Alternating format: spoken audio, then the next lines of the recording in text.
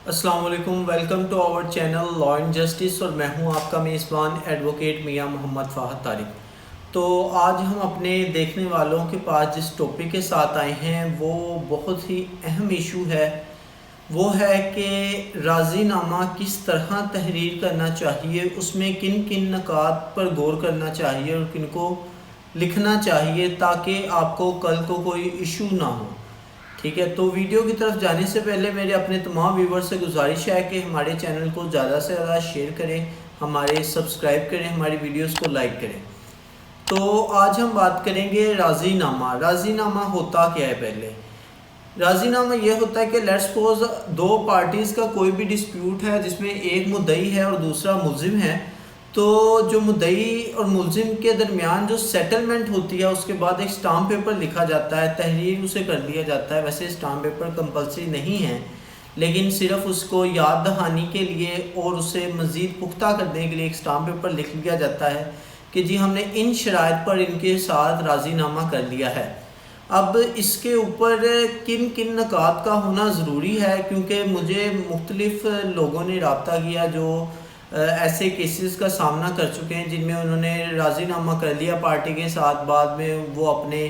دوسری پارٹی اپنے راضی نامہ سے مکر گئی۔ لیٹس سپوز ایک مجھے کیس آیا تھا کہ ایف آئی اے میں کیس کیا انہوں نے، تو جی یہ کامن ایشو جو چلتا آ رہا ہے کہ لوگ ایجنٹ پیسے لیتے ہیں لیکن آپ کا ویزا نہیں لگوا کے دیتے۔ تو ایجنٹ نے جناب پیسے لے لیے، اس نے ویزا نہ لگوا کے دیا، اس نے ایف آئی اے میں کیس کر دیا۔ ایف آئی اے میں جب وہ کیس کیا ہے تو اس کے بعد ایف آئی اے نے جب اس کو طلب کیا ہے تو جو ملزم تھا اس نے اس کے ساتھ سیٹلمنٹ کرنے کی کوشش کی کہ میں آپ کو ویزا لگوا دوں گا، ایک اور لڑکے کا بھی ساتھ میں ویزا لگوا دوں گا۔ اس سیٹلمنٹ کی بنا پر پنچایت میں جو انہوں نے سیٹلمنٹ کی، اس کے بعد انہوں نے عدالت میں جا کر راضی نامہ لکھ دیا کہ جی میرا یہ مدعی نے، یہ میرا ملزم نہیں ہے۔ تو اس کے بعد یہ ہوا کہ جب راضی نامہ لکھ دیا گیا، کیس بڑی مشکل سے اس سٹیج پہ پہنچا تھا،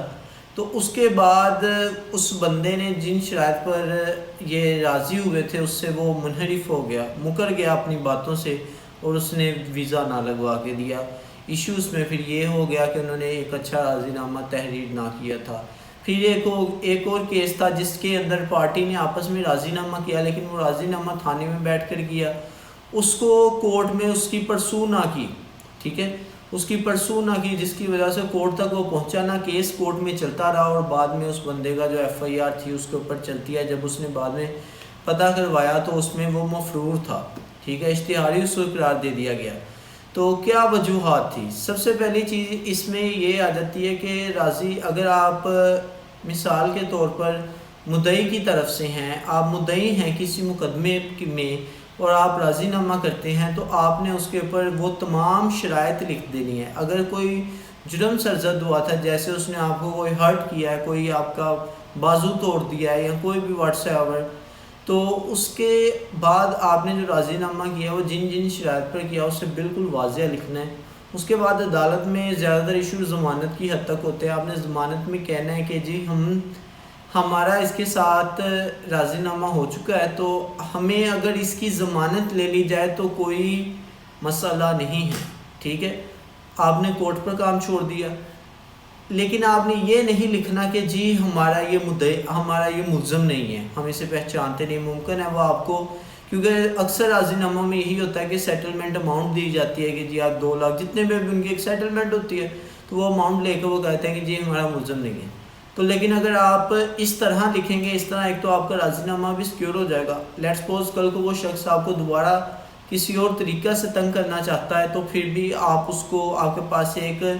ڈاکومنٹ ہوگا، کورٹ کا رستہ ہوگا کہ آپ وہاں جا کر اس کو پکڑ سکتے ہیں۔ یہ ہوگا کہ آپ نے اس کے اندر اپنی شرائط واضح لکھنی ہے کہ جی ان شرائط کی بنا پر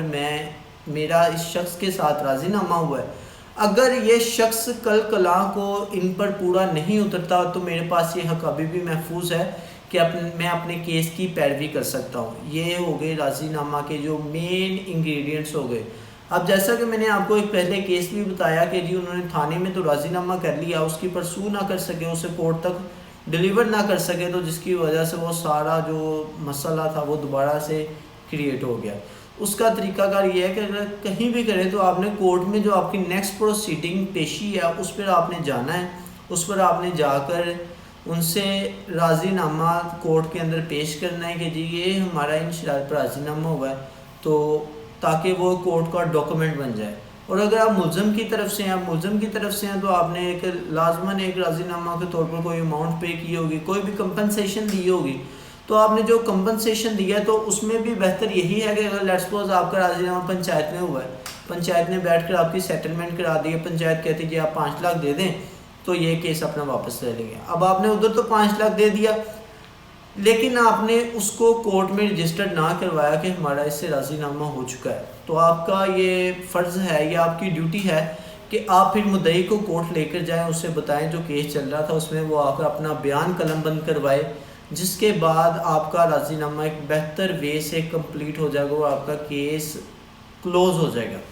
امید ہے کہ آپ کو ویڈیو پسند آئی ہوگی۔ اپنا اور اپنے پیاروں کا خیال رکھیے۔ کسی بھی سوال کے لیے آپ ہمارے نیچے دیے گئے نمبر میں ہم سے رابطہ کر سکتے ہیں، آپ کومنٹ سیکشن میں بھی